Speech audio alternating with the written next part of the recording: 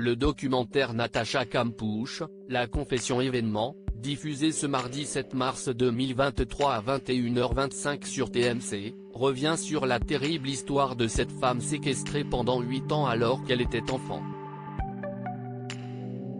Mais pourquoi a-t-elle alors voulu racheter la maison dans laquelle elle a vécu ce cauchemar? Elle a vécu pendant 3,06 jours un enfer sans nom. Le 2 mars 1998, Natacha Campouche, alors âgée de 10 ans, quitte le domicile familial, dans un quartier de Vienne, pour se rendre à l'école. Elle n'y arrivera jamais. Un technicien en télécommunications, Wolfgang Priklopil, l'embarque alors de force dans un minibus blanc. Pendant 8 ans, son ravisseur la séquestre chez lui, et plus précisément dans une minuscule pièce en sous-sol sans lumière naturelle.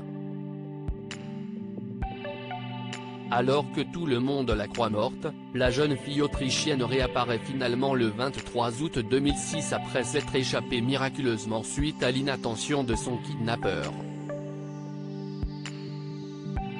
Une affaire qui avait à l'époque marqué la planète entière, et inspirera partiellement l'Oscarisé Room, ainsi qu'une fiction française.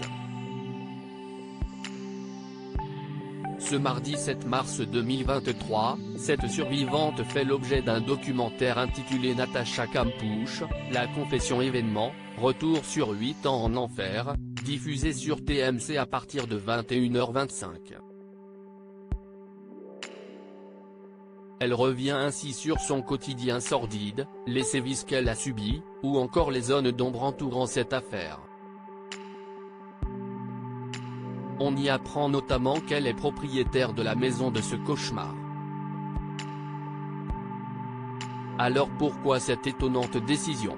Une pièce cauchemardesque dans ce documentaire inédit, Natacha Campouche témoigne longuement du calvaire qu'elle a vécu pendant 8 longues années.